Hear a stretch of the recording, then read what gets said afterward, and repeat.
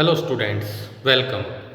Previous video में हमने start कर रखा था 11th बायोलॉजी के एक टॉपिक एनिमल टिश्यू, जंतु ऊतक को। एनिमल टिश्यू जो कि किसी भी एनिमल की बॉडी फॉर्मेशन में इम्पोर्टेंट रोल प्ले करता है, शरीर निर्माण में महत्वपूर्ण भूमिका निभाता है। प्रीवियस वीडियो में हमने टिश्यू क्या होता है और टिश्यू का ओरिजिन कहाँ से होता है, एनिमल बॉडी में टिश्यू कितने टाइप के होते हैं, ये सारी बातें डिस्कस कर ली थी। और साथ में एनिमल बॉडी में मिलने वाले एक स्पेशल टिश्यू एपिथेलियम ऊतक, उपकला ऊतक को स्टार्ट किया था, जिसमें हमने उपकला ऊतक के कैरेक्टर्स की बात की थी, विशेषताओं की बात की थी। उपकला ऊतक या एपिथेलियम टिश्यू क्या होता है, हमारी बॉडी में मिलने वाला ऐसा ऊतक, ऐसा टिश्यू जो किसी अदर ऊतक, किसी अन्य ऊतकों पर, किसी अदर टिश्यू पर ग्रोथ करता है, एपिथेलियम टिश्यू कहलाता है। यहाँ हमने बात की थी एपिथेलियम टर्म दो शब्दों से मिलकर बना है, इपी प्लस थीलियोस।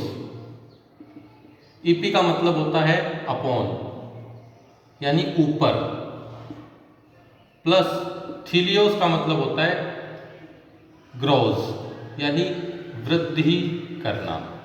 तो ऐसा ऊतक, ऐसा टिश्यू, एनिमल बॉडी में मिलने वाला ऐसा टिश्यू जो अदर टिश्यूज पर ग्रोथ करता है, अन्य ऊतकों पर वृद्धि करता है, एपिथेलियम ऊतक कहलाता है, एपिथेलियम टिश्यू कहलाता है। यह एपिथेलियम टर्म सबसे पहले रियूश ने दी थी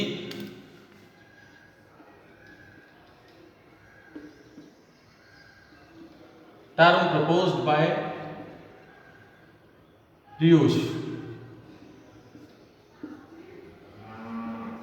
रियूश ने एपिथेलियम शब्द दिया था। एपिथेलियम टिश्यू जो अदर टिश्यूज पे ग्रोथ करता है, इस टिश्यू की स्पेशलिटी है, यह बॉडी में मिलने वाली तीनों बेसिक जर्म लेयर। सबसे पहला कैरेक्टर है ये ऊतक, ये टिश्यू हमारी बॉडी का फॉर्मेशन करने वाली तीनों टाइप की जर्म लेयर्स जो एम्ब्रियोनल स्टेज में डेवलप होती है, इन तीनों तरह की जर्म लेयर से ये डेवलप होता है। दैट मीन्स एपिथेलियम टिश्यू, उपकला ऊतक की उत्पत्ति, इसका ओरिजिन एक्टोडर्म से भी होता है, बाह्य चर्म से होता है, एंडोडर्म से भी होता है, अंतः चर्म से भी होता है और मीजोडर्म से भी होता है, मध्य जनन स्तर से भी होता है। तो epithelium tissue all three types of germ layer से डेवलप होता है, तीनों तरह की जननिक उपकला से ये उत्पन्न होता है, बाह्य जनन स्तर, मध्य जनन स्तर और अंतः जनन स्तर। सेकेंड कैरेक्टर, ये हमेशा किसी अदर ऊतक पर, किसी अन्य ऊतकों पर ग्रोथ करता है, वृद्धि करता है। It grows on other tissue, ये हमेशा अन्य ऊतकों पर वृद्धि करता है। जैसे सामान्यतः उपकला ऊतक कनेक्टिव टिश्यू के ऊपर वृद्धि करता है, संयोजी ऊतक पर ग्रोथ करता है। तो सेकेंड कैरेक्टर इसका क्या होगा, ये हमेशा किसी अन्य अदर टिश्यूज के ऊपर ग्रोथ करता है। तीसरा कैरेक्टर है, इस ऊतक की कोशिका में, उपकला ऊतक की कोशिकाओं में अंतराकोशिकीय अवकाश नहीं होता है। That means the cells of epithelium tissue can not consist intercellular space. Intercellular space, अंतराकोशिकीय अवकाश का मतलब है दो नियर बाय सेल्स के बीच में मिलने वाला गैप। जैसे यहाँ मान लेते हैं ये 4 सेल्स हैं, इन 4 सेल्स के बीच में जो वैकेंट स्पेस है, रिक्त स्थान है, इसी वैकेंट स्पेस को इंट्रा सेलुलर स्पेस, अंतरा कोशिक अवकाश कहा जाता है। एपिथेलियम टिश्यू की स्पेशलिटी है, इस टिश्यू में अंतराकोशिकीय अवकाश नहीं होता है, इंटरसेलुलर स्पेस नहीं होता है, सेल्स के बीच में स्पेस नहीं होता है, सेल्स क्लोजली पैक्ड होती हैं, पास पास सटी हुई होती हैं। चौथा कैरेक्टर है, इट कंसिस्ट बेसमेंट मेम्ब्रेन। उपकला ऊतक की कोशिकाएं जो कि अन्य ऊतक जैसे कनेक्टिव टिश्यू पर ग्रोथ करती है, इस कनेक्टिव टिश्यू और उपकला ऊतक के बीच में एक अजैविक यानी निर्जीव, एसेलुलर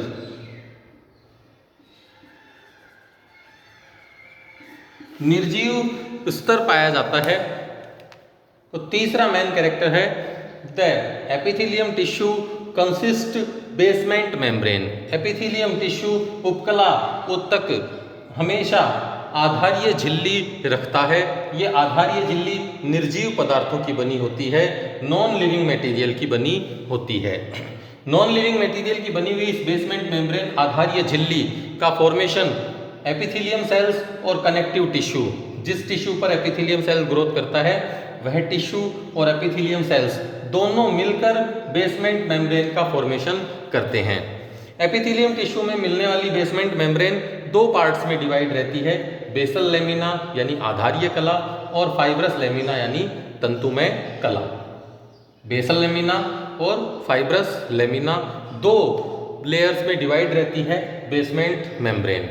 बेसमेंट मेम्ब्रेन की बेसल लेमिना आधारीय कला का सिक्रीशन, आधारीय कला का निर्माण एपिथेलियम कोशिकाएं खुद करती है।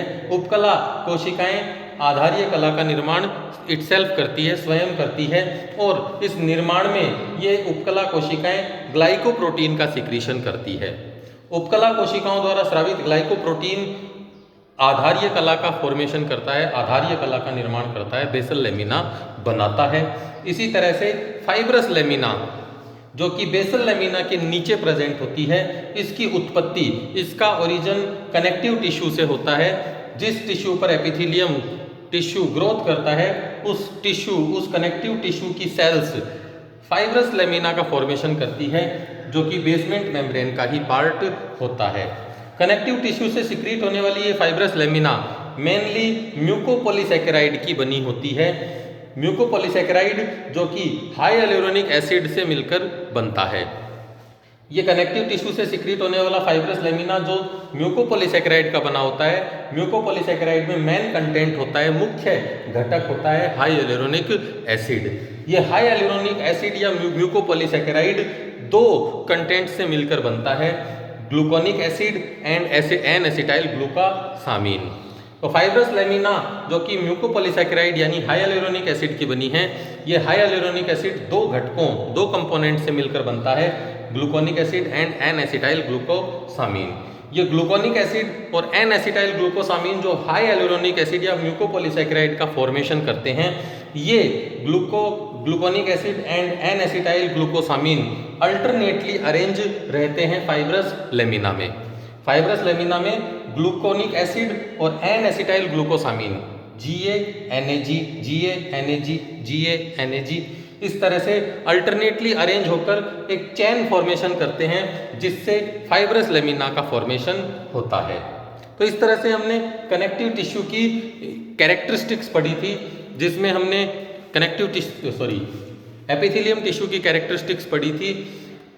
एपिथेलियम टिश्यू के कैरेक्टर्स क्या हैं? ये all type of germ layer से डेवलप होता है, ये हमेशा अदर टिश्यूज पर ग्रोथ करता है और जनरली कनेक्टिव टिश्यू पर ग्रोथ करता है। एपिथेलियम टिश्यू की सेल्स में इंटरसेलुलर स्पेस नहीं होता है।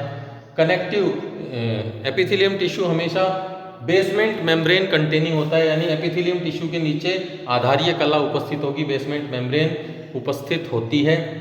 ये बेसमेंट मेम्ब्रेन दो पार्ट्स में डिवाइड है, बेसल लेमिना और फाइब्रस लेमिना। बेसल लेमिना का फॉर्मेशन करती है एपिथेलियम सेल खुद करती है और ग्लाइकोप्रोटीन की मिल्क से मिलकर बनी होती है। इसी तरह से फाइब्रस लेमिना का फॉर्मेशन कनेक्टिव टिश्यू करता है जो कि म्यूकोपॉलीसैकेराइड यानी हाई हाइलुरोनिक एसिड का बना होता है। इस हाई हाइलुरोनिक एसिड से बनी हुई फाइब्रस लेमिना में ग्लूकोनिक एसिड और N acetyl glucosamine alternately arrange रहते हैं।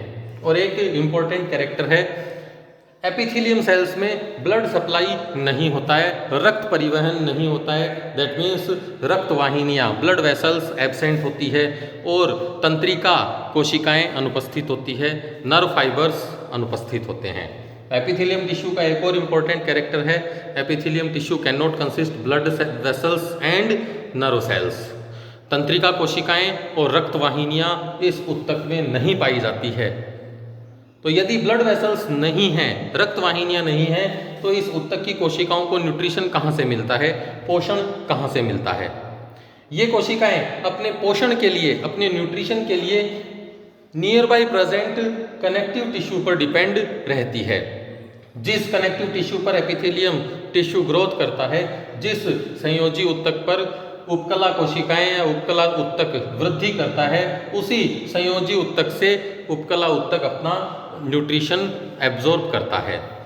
तो एक इंपॉर्टेंट कैरेक्टर है, the epithelium tissue obtain their nutrition from near by connective tissue. उपकला ऊतक अपना पोषण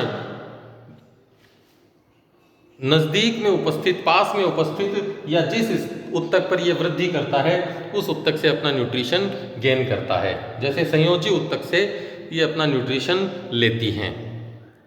नेक्स्ट इसी में हम बात करते हैं, यहाँ अगर हम डायग्राम को देखें तो इस डायग्राम में उपकला ऊतक एपिथेलियम टिश्यू की दो सरफेस है, lower surface and upper surface. Epithelium tissue की लोअर सरफेस हमेशा एंगेज रहेगी किससे? बेसमेंट मेम्ब्रेन से। एपिथेलियम टिश्यू की लोअर सरफेस पर क्या रहेगी? Basement membrane. Lower surface basement membrane से कवर्ड रहती है, जबकि अपर सरफेस एपिथेलियम टिश्यू की फ्री रहती है, फ्री सरफेस रहती है। इसी फ्री एपिथेलियम सरफेस पर अनेक मॉडिफिकेशंस मिलते हैं एपिथेलियम सेल मेम्ब्रेन के। एपिथेलियम सेल्स की फ्री सरफेस पर प्रेजेंट प्लाज्मा मेम्ब्रेन कोशिका झिल्ली, जो कि मुक्त सतह पर उपस्थित कोशिका झिल्ली है, इस कोशिका झिल्ली पर बहुत सारे रूपांतरण पाए जाते हैं, कोशिका झिल्ली के रूपांतरण पाए जाते हैं। नेक्स्ट पॉइंट हम यही लेंगे, the modification of plasma membrane of epithelium tissue. उपकला ऊतक की कोशिका झिल्ली के रूपांतरण।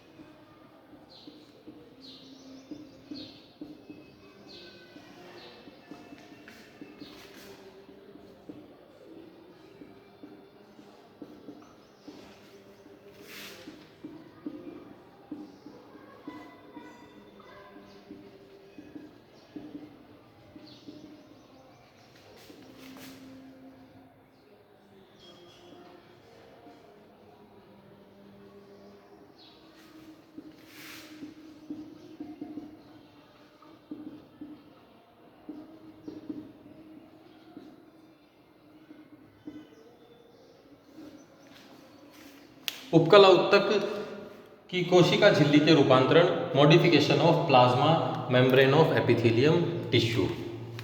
किसी भी उपकला ऊतक की दो सतहें हैं, एक सतह जो बेसमेंट मेम्ब्रेन से कवर रहती है, जो कि एपिथेलियम टिश्यू उपकला ऊतक की लोअर सरफेस होती है, और इसी तरह से अपर सरफेस।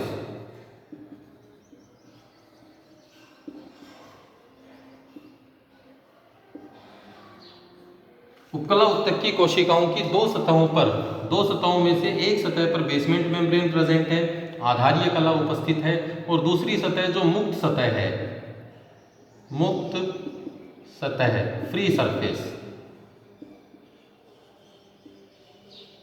ये ऊपर वाली फ्री सरफेस, इस फ्री सरफेस पे present plasma membrane, free surface की प्लाज्मा मेम्ब्रेन में एपिथेलियम टिश्यू की सेल्स में फ्री सरफेस की प्लाज्मा मेम्ब्रेन का अलग अलग मॉडिफिकेशन देखने को मिलता है। ये मॉडिफिकेशंस तीन तरह के होते हैं, माइक्रोविलाई,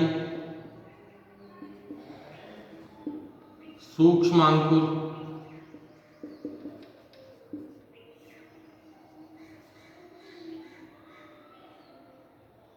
सीलिया,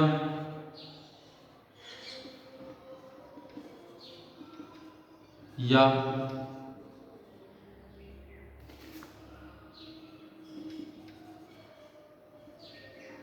किनोसीलिया यानी पक्षमार्ग, और तीसरा रूपांतरण है स्टीरियोसीलिया।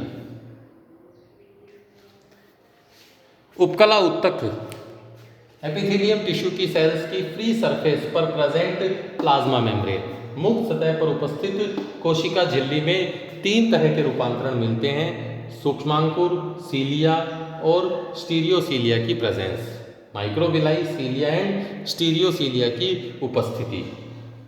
ये 3 तरह के रूपांतरण अलग अलग वर्क या अलग अलग फंक्शंस के लिए होते हैं। जैसे सबसे पहले लेते हैं माइक्रोविलाई। मान लेते हैं ये बेसमेंट मेम्ब्रेन है और इस पर प्रेजेंट एपिथेलियम सेल्स की फ्री सरफेस पर अनेक फिंगर लाइक प्रोजेक्शंस, अंगुली जैसी उभार पाए जाते हैं। इन्हीं फ्री सरफेस की प्लाज्मा मेम्ब्रेन पे प्रेजेंट अंगुली नुमा उभार, इन अंगुली नुमा उभारों को सूक्ष्मांकुर,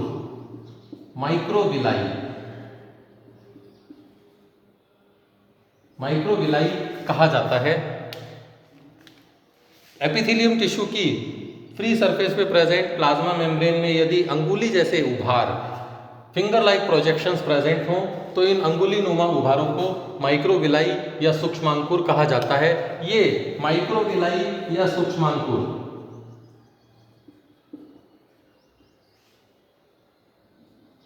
एक्सटेंशन ऑफ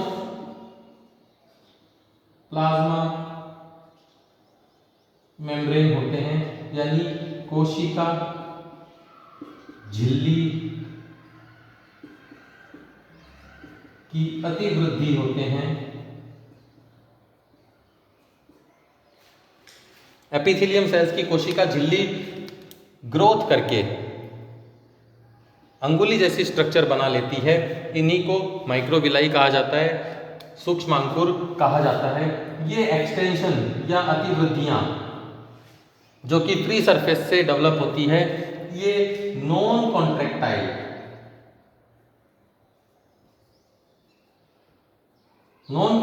होती है, यानी असंकुचनशील,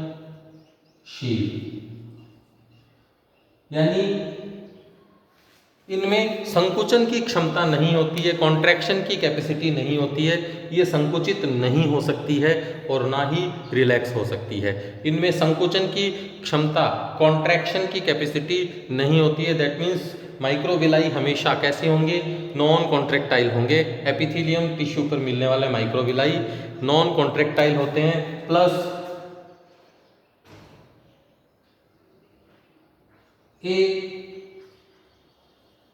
मूवेबल, गतिशील। नॉन कॉन्ट्रैक्टाइल असंकुचनशील होने के साथ साथ नॉन मूवेबल होते हैं, ये गति नहीं करते हैं। नॉन मूवेबल होते हैं, अगतिशील होते हैं, इनमें गति करने की कैपेसिटी नहीं होती है। हाँ, ये उस समय गति करते हैं जब इनका फॉर्मेशन एक्टिन फाइबर से होता है। If actin fibre is present, then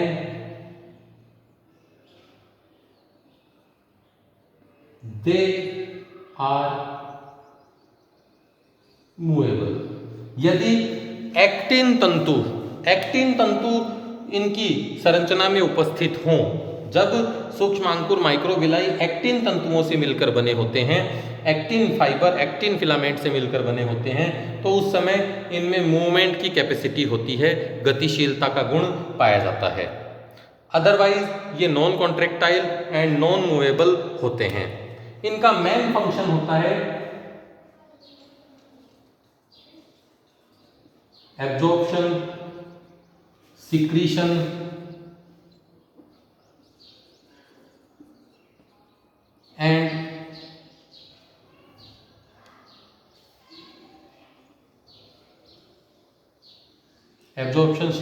and increasing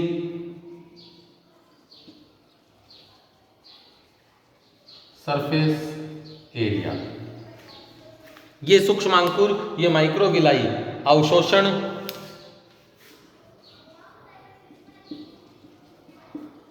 स्त्रवण, उत्सर्जन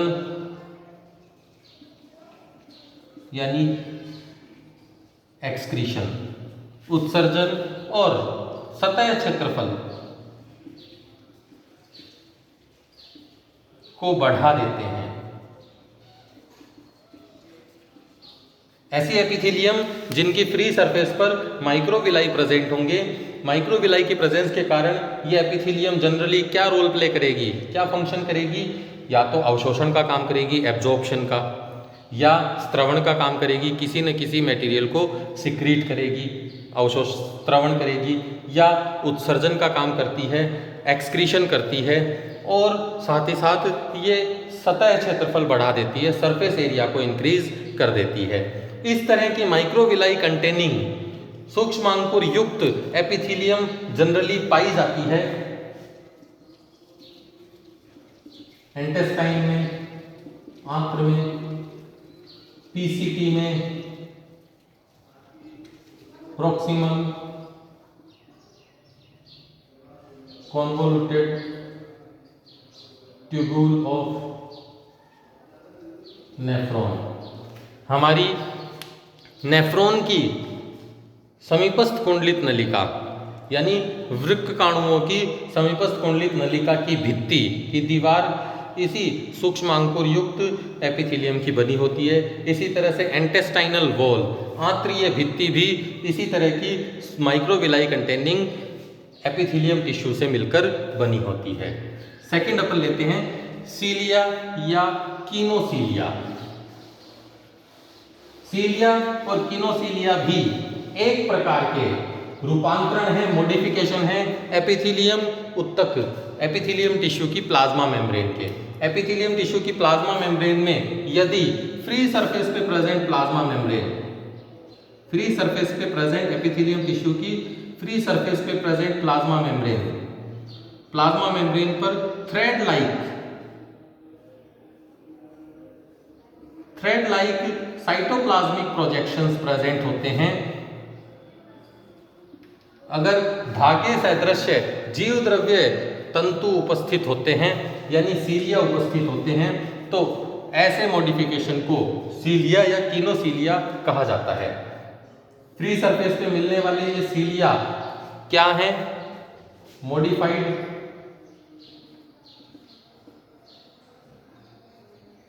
प्लाज्मा मेम्ब्रेन है, रूपांतरित कोशिका झिल्ली है।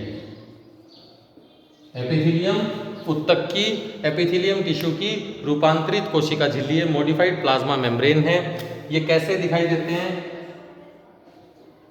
हेयर लाइक, बाल सदृश्य होते हैं तथा इनमें इनकी उत्पत्ति, इनका ओरिजिन बेसल ग्रेन्यूल्स से होता है।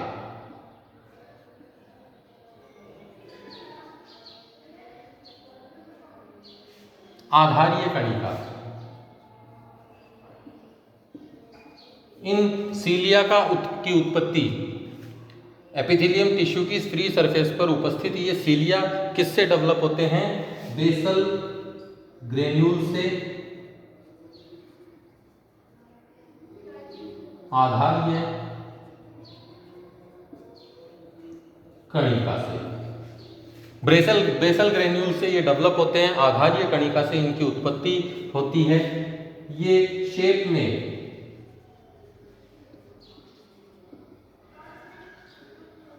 सिलेंड्रिकल होते हैं यानी बेलन के आकार के होते हैं, बेलनाकार होते हैं। इनमें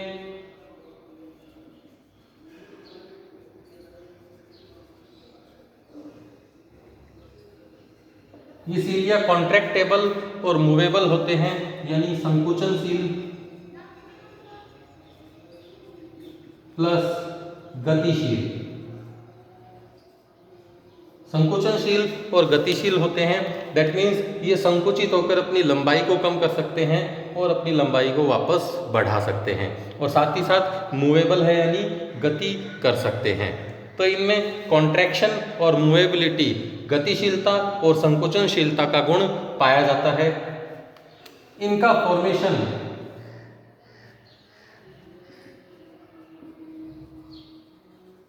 माइक्रोट्यूब्यूल्स, सूक्ष्म नलिका से होता है।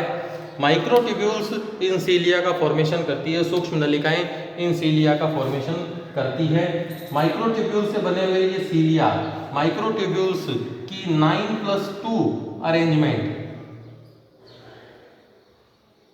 शो करते हैं। 9+2 अरेंजमेंट यानी माइक्रोट्यूब्यूल्स 9+2 के अरेंजमेंट में प्रेजेंट होती है, जिसमें 2 माइक्रोट्यूब्यूल्स सेंटर में और 9 माइक्रोट्यूब्यूल्स के पेयर 9 माइक्रोट्यूब्यूल्स के पेयर पेरिफेरल पार्ट में प्रेजेंट होते हैं।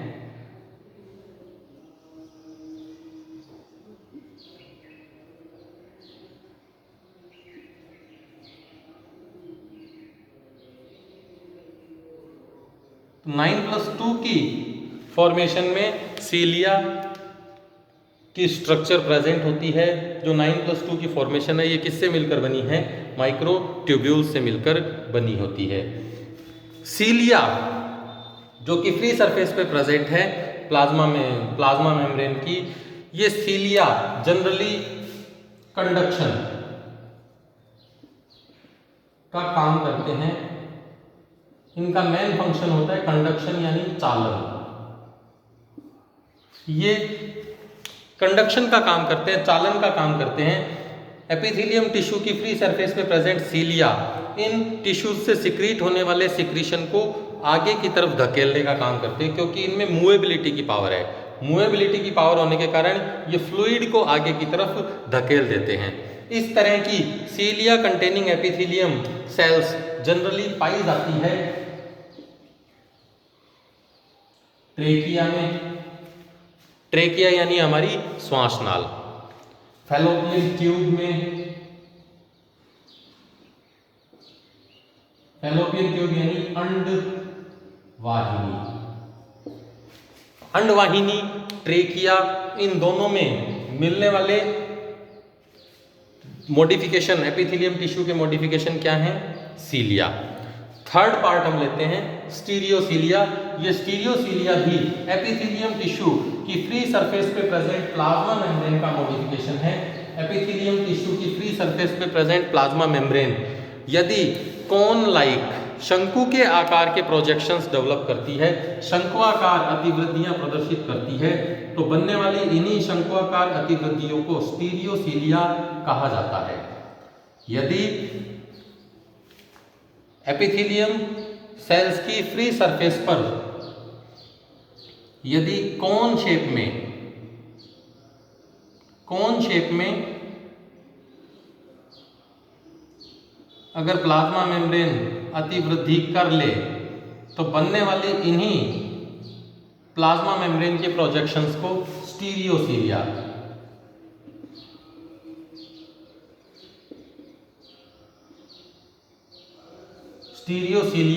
कहा जाता है।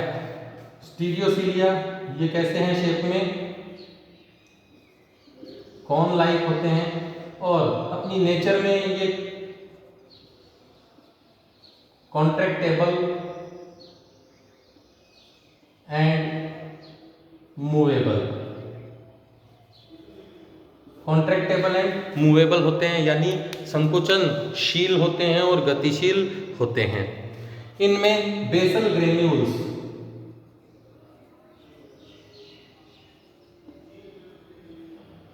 बेसल ग्रेन्यूल एब्सेंट होती है, आधारीय कणिका नहीं पाई जाती। जिस तरह से सीलिया का फॉर्मेशन किससे हो रहा था? आधारीय कणिका से। उसी तरह से स्टीरियोसीलिया में इस तरह की आधारीय कणिका बेसल ग्रेन्यूल नहीं होती है, पर इनमें कॉन्ट्रैक्टेबिलिटी और मूवेबिलिटी की पावर होती है, संकुचनशीलता और गतिशीलता पाई जाती है। शेप में कैसे होंगे? Cone like. सीलिया कैसे हैं? Thread like. और माइक्रोविलाई कैसी हैं? फिंगर लाइक प्रोजेक्शंस हैं। ये स्टीरियोसीलिया, इनका मेन फंक्शन होता है, मेन फंक्शन है टू इंक्रीज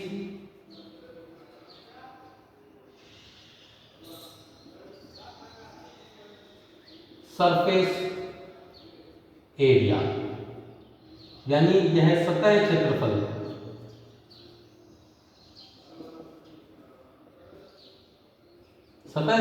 को बढ़ाने का काम करती है। एपिथेलियम सेल की सरफेस एरिया को इंक्रीज करता है स्टीरियोसीलिया। यह स्टीरियोसीलिया जनरली पाया जाता है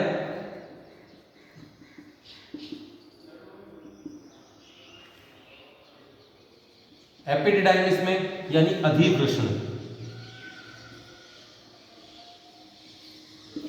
अधिवृष्ण की दीवार में, एपिडिडाइमिस वॉल में पाया जाता है। और साथ ही साथ ये वासा डिफरेंशिया,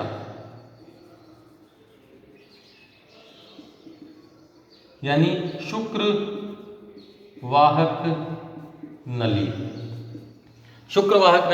वासा डिफरेंशिया की वॉल में मिलने वाली एपिथेलियम स्टीरियोसीलिया कंटेनिंग होती है, जो कि सरफेस एरिया को इंक्रीज कर देती है।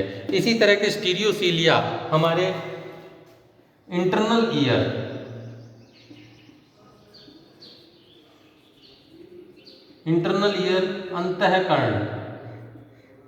अंतःकर्ण में मिलने वाले एक पार्ट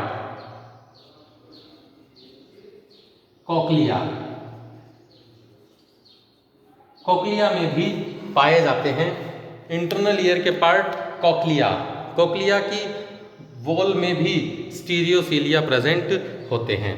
तो इस तरह से एपिथेलियम टिश्यू की फ्री सरफेस पर प्रेजेंट प्लाज्मा मेम्ब्रेन, मुक्त सतह पर उपस्थित कोशिका झिल्ली अलग अलग रूपांतरण, अलग अलग मॉडिफिकेशन शो करती है। ये कभी फिंगर लाइक प्रोजेक्शंस का फॉर्मेशन करती है, अंगुली जैसे उभार बनाती है, कभी ये फाइबर लाइक प्रोजेक्शंस बनाती है, बाल रूपी संरचनाएं बनाती है, और कभी ये कोनिकल शेप के सिलेंडर बनाती है, कोनिकल शेप की स्ट्रक्चर्स बनाती है। और इसी बेस पर ये मॉडिफिकेशन माइक्रोविलाई, सीलिया और स्टीरियोसीलिया कहलाते हैं, जो हमारी बॉडी में प्रेजेंट एपिथेलियम की अलग अलग लोकेशंस में प्रेजेंट होते हैं। नेक्स्ट वीडियो में हम बात करेंगे टाइप्स ऑफ एपिथेलियम टिश्यू, उपकला ऊतक के प्रकार।